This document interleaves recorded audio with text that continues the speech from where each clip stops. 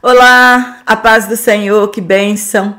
Já estamos na lição de número 12, estamos quase encerrando esse trimestre tão maravilhoso, que são de 14 lições. O dezembro está um pouquinho estendido este ano de 2023.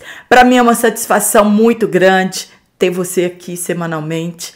Quero agradecer já o carinho de todos vocês. E você que está aqui pela primeira vez, sejam todos bem-vindos. Eu sou Jane Martins de Souza, professora e superintendente de Escola Bíblica Dominical. Confesso que sou apaixonada por cada EBD. Esse ano completo 30 anos de magistério cristão. Sei que foi uma chamada de Deus. Formei para magistério, mas não exerci secularmente, mas o Senhor me vocacionou para essa obra maravilhosa. 30 anos sem pausa, servindo a igreja local de Jesus Cristo. Muitas pessoas me perguntam de onde sou. Sou de Curvelo, tenho como pastor, presidente, nosso querido pastor Zacarias Ferreira, um homem de Deus que também é amante da EBD. E eu me sinto grata a Deus por esta chamada tão maravilhosa. E já podemos agradecer a Deus pela coragem do nosso comentarista de trazer um tema tão urgente para as igrejas locais, um despertamento espiritual, reacender a chama da obra missionária, daqueles que já deixaram de contribuir com esta maravilhosa obra, aqueles que já deixaram de orar. É um despertamento. Vamos sair diferentes deste trimestre tão maravilhoso. E espero que a palavra de Deus tenha falado em seu coração e tenha transformado a sua vida. Porque, afinal de contas, as nossas EBDs, elas discipulam e evangelizam ao mesmo tempo. Então fica comigo até o final desta aula e hoje não será diferente. Vamos aprender muito a respeito da palavra de Deus. E hoje na lição de número 12, nós vamos falar sobre o modelo de missões da igreja de Antioquia. E o texto bíblico que foi tomado para nós discorrermos essa lição está em Atos capítulo 11, versículo 19 ao 26, e também Atos no capítulo 13, do versículo 1 a 5. Espero que você leia bastante esses capítulos, 11, o 13 e também o 14, que nós vamos falar a respeito da primeira viagem missionária do apóstolo Paulo, de Barnabé, de João Marcos. Então, para que você fique um pouquinho inteirado, né, e lecione com segurança, leia estes 3 capítulos de Atos e você então vai dominar o tema que é proposto para essa lição do próximo domingo. A igreja de Antioquia, ela foi formada no calor da perseguição do povo de Deus, daquela igreja que acabara de nascer ali no século I. Jesus, antes de ascender aos céus, deu uma ordem aos discípulos que ficassem em Jerusalém até que do alto fossem revestidos de poder. E depois disso, que pregassem o evangelho simultaneamente, tanto em Jerusalém, na Judeia, em Samaria e até aos confins da terra. Não entenderam a mensagem de Jesus. O problema da igreja da atualidade é o mesmo problema da igreja primitiva. Acomodaram-se no conforto e Deus permitiu uma perseguição severa depois da morte de Estevão. Se você não assistiu a lição 11, assista para que você compreenda, né, o discorrer desta lição. O objetivo da perseguição e mortes era silenciar o povo de Deus. Só que aconteceu o contrário. Era o evangelho em movimento no mundo. Quanto mais eram perseguidos, mais a semente do evangelho se espalhava, até que atravessou as fronteiras da Palestina e chegou em Antioquia da Síria. Foram os dispersos que levaram o evangelho primeiro aos judeus e depois aos gregos naquela cidade da Antioquia. Caminharam até a Fenícia, que atualmente é o Líbano, Chipre, que era a pátria de Barnabé, e Antioquia era cerca de 480 quilômetros ao norte de Jerusalém. Pedro abriu a porta do evangelho aos gentios quando evangelizou o centurião Cornélio em Cesareia e toda sua família. E eles foram então batizados nas águas e também batizados com o Espírito Santo. Concluíram que o evangelho de Jesus era para todos os que crescem. Quando Paulo e Barnabé chegaram ali, já havia cristãos convertidos e apenas fortaleceram a fé dos convertidos e pregaram o evangelho aos que ainda desconheciam a Cristo. Tinham consciência que foi a mão de Deus que fizera todas aquelas coisas. Mas a pregação do evangelho em Antioquia é o princípio da evangelização do mundo antigo. Quando a igreja de Jerusalém ficou sabendo do ocorrido lá em Antioquia, enviaram a Barnabé para lá para ajudar os novos crentes e ele foi escolhido por causa das suas qualificações, entre aspas. Ele era um homem de bem e cheio do Espírito Santo. Não pode ser qualquer pessoa enviada ao campo missionário ou mesmo para levar ajuda aos novos crentes, pois sem essas qualificações pode desviá-los ao invés de fortalecer a sua fé. A presença dele ali, de Barnabé, gerou muitas conversões.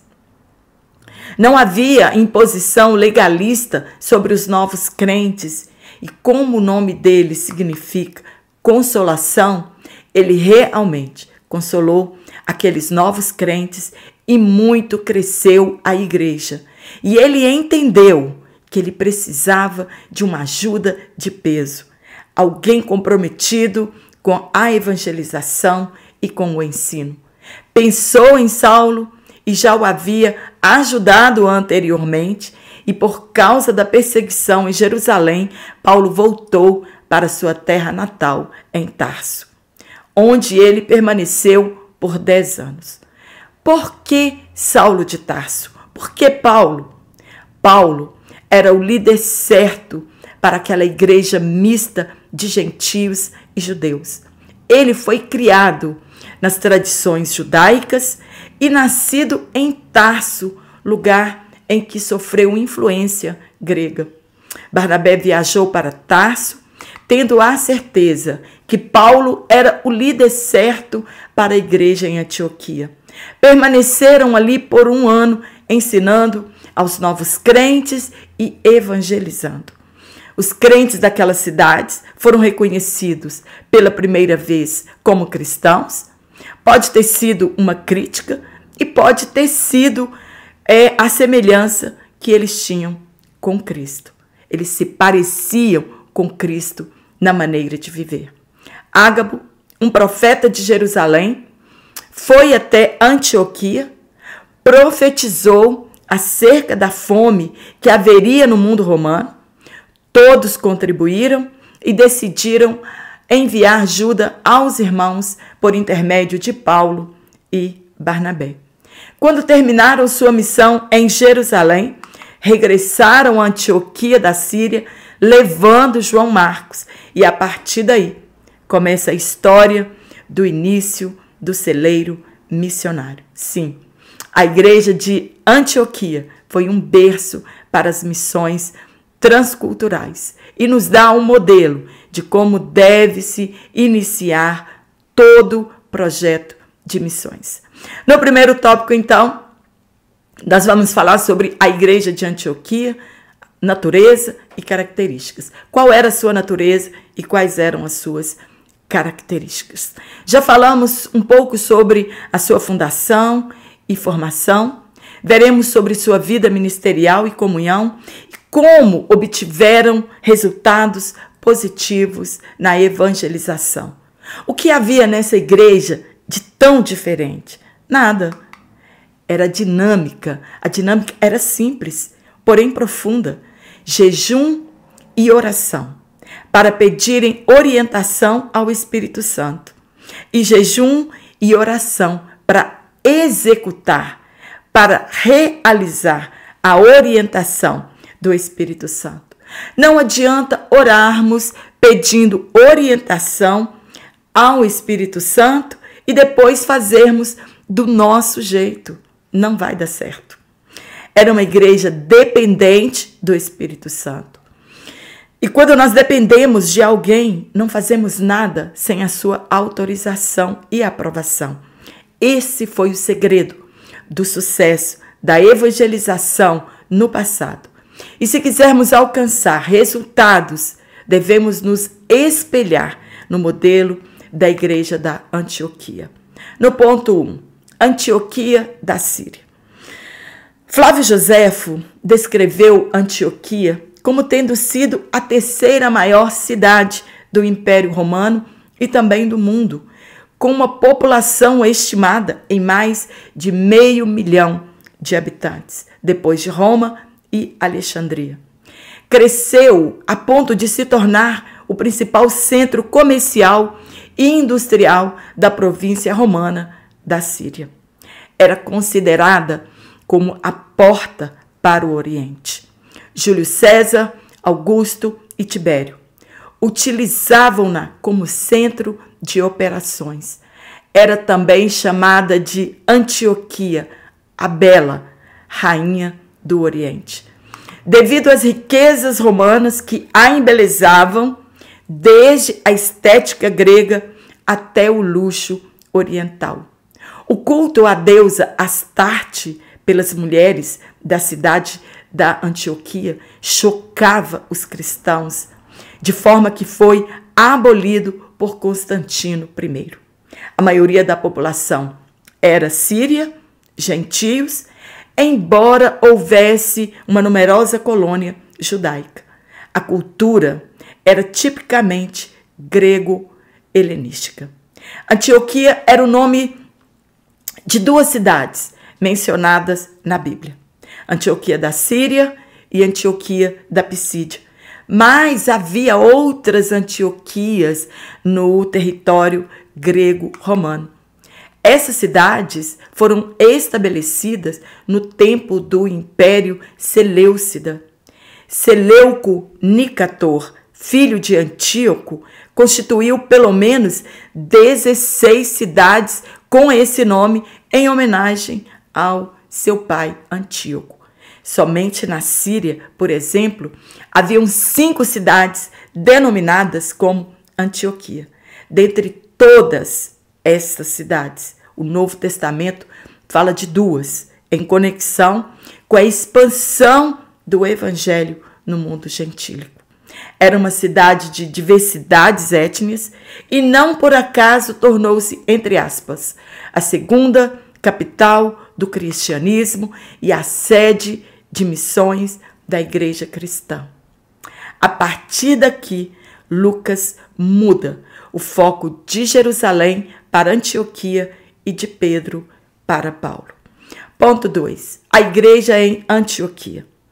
Na introdução, eu já trouxe uma vasta explicação da formação dessa igreja em contexto de perseguição. Ali foi fundada a primeira igreja gentílica pelos cristãos dispersos pela perseguição dos judaizantes.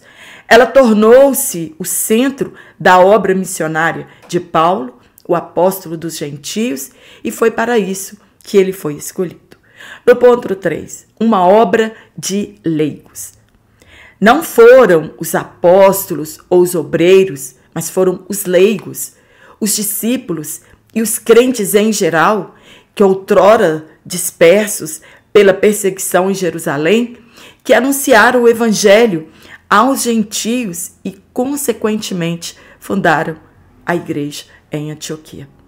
E não foi diferente com a nossa igreja desde os seus primórdios. Não foram os doutores e letrados que fizeram da Assembleia de Deus a potência que ela é hoje. Claro que a obra é de Deus, do Espírito Santo, Mas foram essas pessoas simples que desbravaram esse Brasil sem nenhum estudo, sem teologia, sem anel no dedo, que chegamos onde estamos hoje. Pessoas destemidas que enfrentaram o calor da tarde para evangelizar, cultos ar livres e irem aos hospitais. Agora, deixados de lado. Muitos até desprezados e foram ocupados, substituídos por uma geração de teólogos e de doutores que acreditam que esses homens e mulheres do passado erraram feio e que são eles agora os donos da verdade. Será mesmo isso? As disciplinas básicas eles possuíam: oração e jejum. Por isso, o Espírito Santo operou no passado e a igreja atual, ela precisa seguir este mesmo modelo. Barnabé fez uma viagem de cerca de 400 quilômetros de Jerusalém até Antioquia.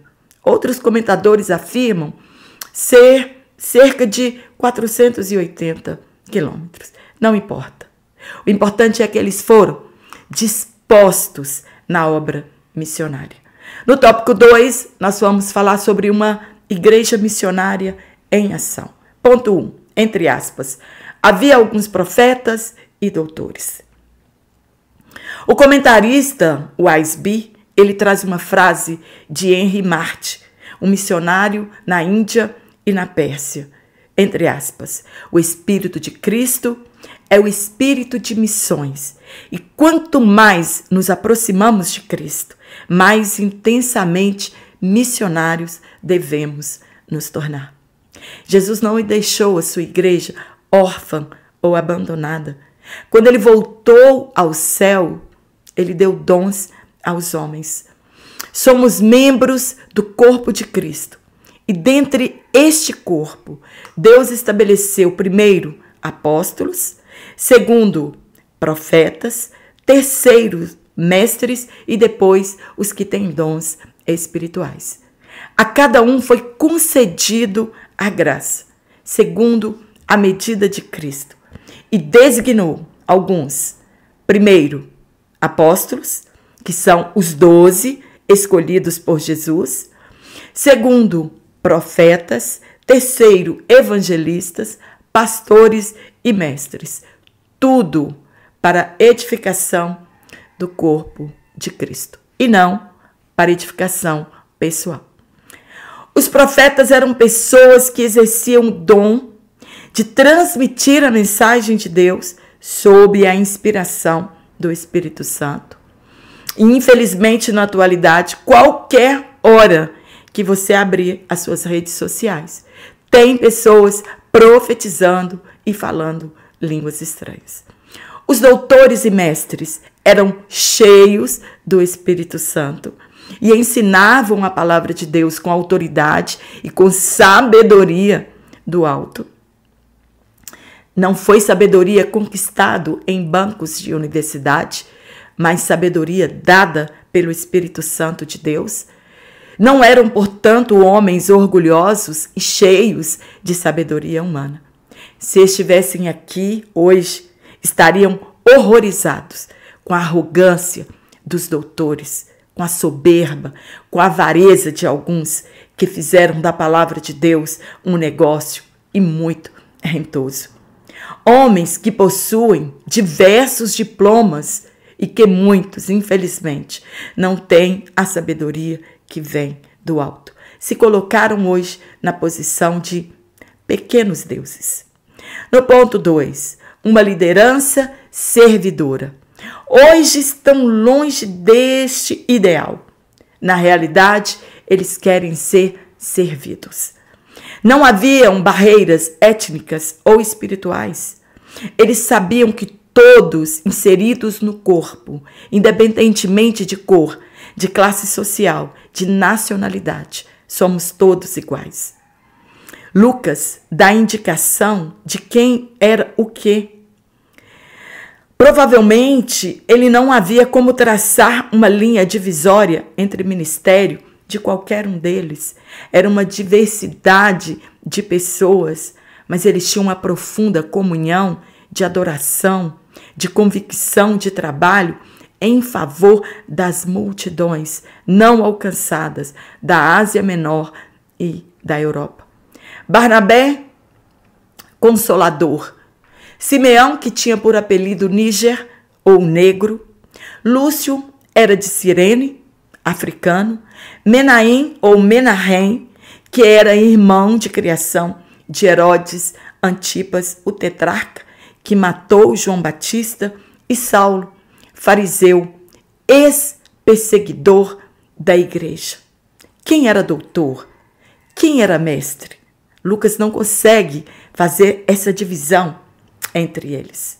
No ponto 3, entre aspas, apartai-me a Barnabé e a Saulo. Quem disse isso? O Espírito Santo falou por intermédio dos profetas presentes ali naquele culto de oração. Na obra de Deus, você não chama por dinheiro, por classe social, por beleza ou por outras questões. A pessoa escolhida deve-se primeiro ter sido chamada pelo Espírito Santo. É Ele que escolhe pessoas certas e habilitadas para esta obra. Barnabé preencheu o perfil na evangelização e Paulo possuía um histórico de evangelização. Era a dupla certa para aquele negócio. Mas não foram escolhidos somente ali naquela reunião de oração e de jejum. Já haviam sido chamados anteriormente pelo Espírito Santo para a obra missionária. É necessário ter a sensibilidade espiritual e não um olhar carnal, pois se fizerem a escolha errada, a obra pode sofrer danos talvez irreversíveis. No dia da escolha, Barnabé era mais proeminente do que Paulo, pois seu nome está em primeiro lugar. Porém, depois encontramos Paulo encabeçando a lista dos missionários. Foi Deus que já havia tomado a decisão de escolher e consagrar Paulo e Barnabé para essa obra. Na conversão de Saulo, Jesus já o avisou que seria um vaso escolhido para anunciar o evangelho e ser apóstolo dos gentios, enquanto que a Barnabé não sabemos quando fora chamado anteriormente. A Bíblia não dá esse detalhe. Antes de serem enviados, a igreja orou e jejuou. Impôs as mãos, consagrando-os para o serviço especial, representarem a igreja em Antioquia. O sucesso da igreja do passado foi oração, jejum e receber orientação do Espírito Santo. Devemos esperar até que ele fale. No último tópico, vamos falar sobre o serviço de missões. Primeiro ponto, o início das missões cristãs. O nosso comentarista sugeriu que descrevêssemos em detalhes a primeira viagem missionária do apóstolo Paulo e de Barnabé, quando eles foram enviados para este projeto missionário. Paulo e Barnabé não saíram sem orientação de uma rota a seguir e muito menos foram sem objetivos. A função do missionário da atualidade é o mesmo, ser ministro, isto é, isso diz respeito ao serviço e mensageiros do Evangelho de Cristo. Muitas pessoas não compreendem em ser ministro do Evangelho ou fazer parte do ministério. Né? Ministério é serviço. Ser ministro é trabalhar, né? É servir na obra de Deus. Barnabé levou seu primo João Marcos, que é escritor do livro, que leva o seu próprio nome, Marcos, esteve em Jerusalém o tempo todo e agora decidiu seguir nesta empreitada da evangelização. Então, seguiram os três para a obra missionária, porém, João Marcos, ele era um auxiliar Não sabemos qual o motivo da desavença entre eles no meio da viagem, ou talvez ele tenha sentido saudades de sua casa. O fato é que ele abandonou a viagem missionária, retornando para casa. Precisamente em Perge, Marcos abandonou a missão. Ao serem enviados, eles não estavam ociosos, ao contrário, acabaram de chegar de uma viagem, retornando do socorro aos necessitados em Jerusalém. No ponto 2, roteiro da viagem e atividades missionárias. Na primeira viagem missionária que fizeram Barnabé e Paulo, iniciaram a viagem indo a Seleucia e de lá navegaram para Chipre, terra natal de Barnabé. Lá era uma ilha e lá havia uma comunidade de judeus e de cristãos também. A estratégia que sempre usavam era começar pelas sinagogas judaicas. Lá eles disputavam, com os mestres e doutores a respeito da palavra de Deus. Em Salamina, eles proclamaram a palavra de Deus. Então viajaram por toda a ilha de Chipre e chegaram a Pafos. Encontraram lá um mágico e falso profeta chamado de Bar Jesus, que traduzido é Elimas, o encantador. Ele era assessor do procônsul Sérgio. Tentou impedi-lo de acreditar no evangelho, pois ele também era adepto de artes mágicas e de consulta aos mortos. Foi repreendido por Paulo, que pelo Espírito Santo e pelo poder dele descreveu o caráter de Bar Jesus como sendo filho do diabo. Por tentar impedir os planos de Deus, recebeu a justiça de Deus e ficou cego. Foi uma cegueira passageira. Não nos é informado por quanto tempo ele ficou cego, mas foi para lhe trazer arrependimento. Saindo de Chipre, eles viajaram até Perge, na Panfilha, lugar em que João Marcos abandona o projeto. De lá viajaram a Antioquia da Pisídia.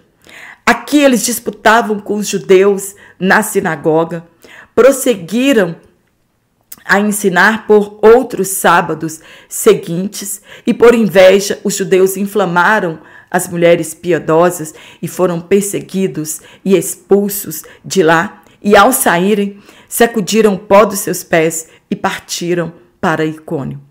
O que nos chama a atenção que mesmo em meio à perseguição eles se mantiveram alegres e cheios do Espírito Santo. Cumpre-se aqui a palavra de Deus que diz que aqueles que semeiam em lágrimas colhem com alegria e voltam jubilosos com as mãos cheias. Em Icônio, a estratégia continuou a mesma, disputando nas sinagogas, houve grande número de conversão de judeus e de gentios. Ficaram ali por muito tempo e ensinando as pessoas, e sinais e maravilhas aconteceram naquele lugar. Houve um plano de apedrejamento contra eles, foram avisados e decidiram fugir para outra região e seguiram para Listra e Derbe. Em Listra, um paralítico de nascença fora curado.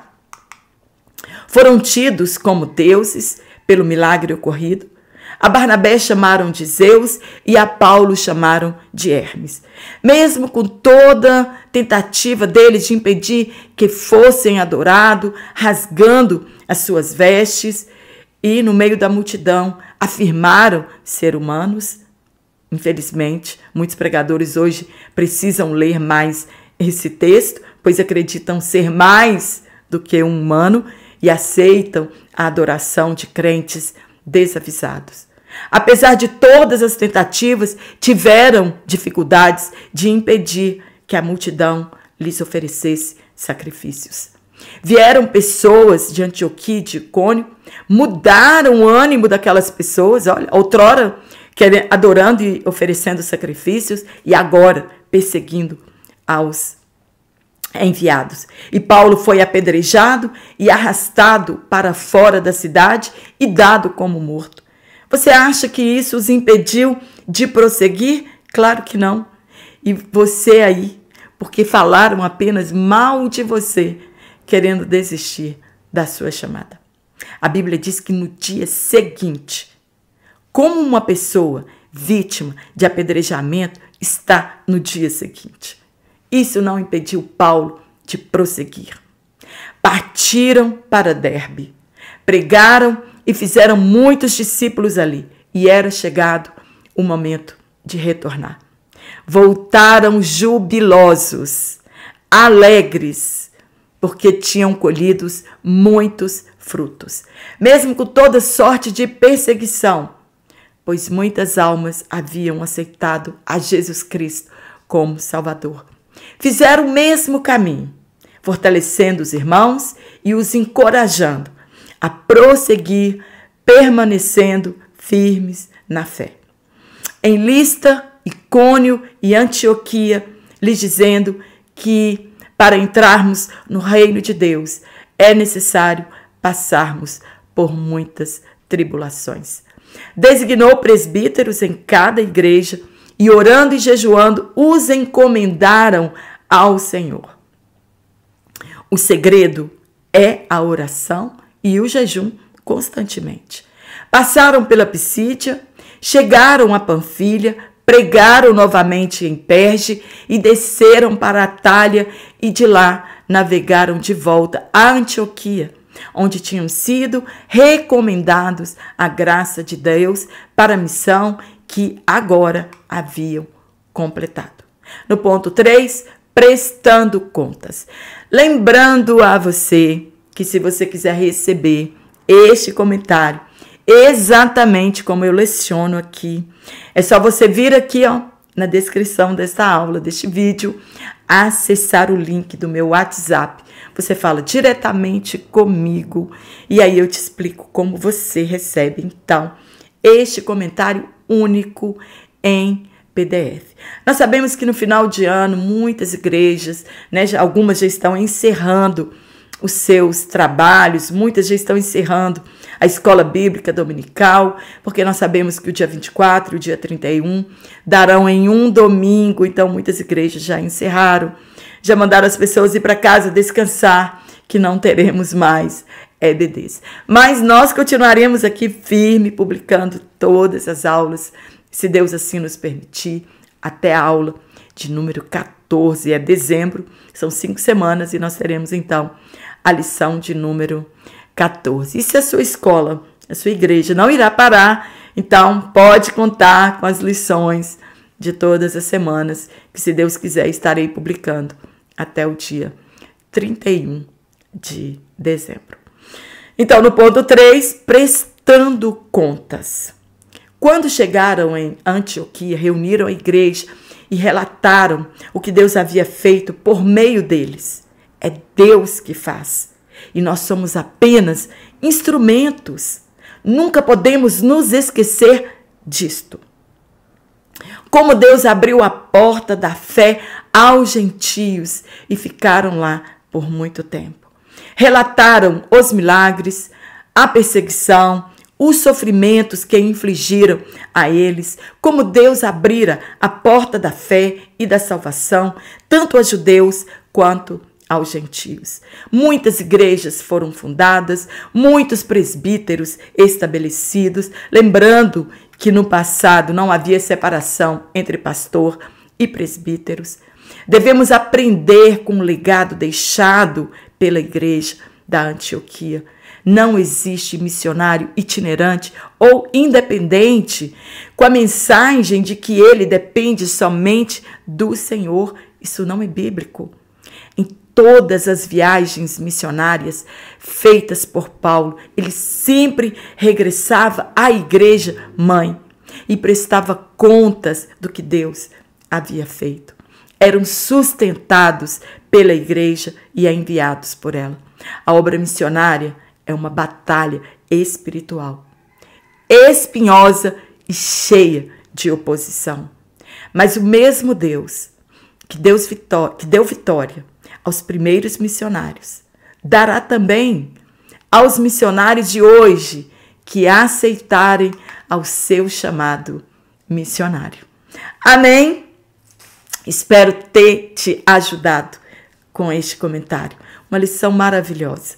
Tem falado profundamente em nossos corações. E quero lembrar você que você precisa curtir esta aula para que ela chegue ao alcance de outras pessoas que também necessitam de mais subsídios para a sua lição. Compartilhe em suas redes sociais. Não esqueça de compartilhar. Assim você ajuda meu canal a crescer e chegar ao alcance de outras pessoas. Se você está aqui e ainda não se inscreveu, se inscreva. Assim o YouTube vai entender que este conteúdo é bom e que pode ser distribuído para outras pessoas. Se você deixou de receber as minhas aulas semanalmente, desative o sininho das notificações, conte 10 segundinhos e ative de novo e você vai continuar recebendo a minha aula semanalmente. Te espero aqui na próxima semana, que você tenha uma excelente aula e não deixe de comentar como foi a sua aula de número 11. Um forte abraço a todos vocês.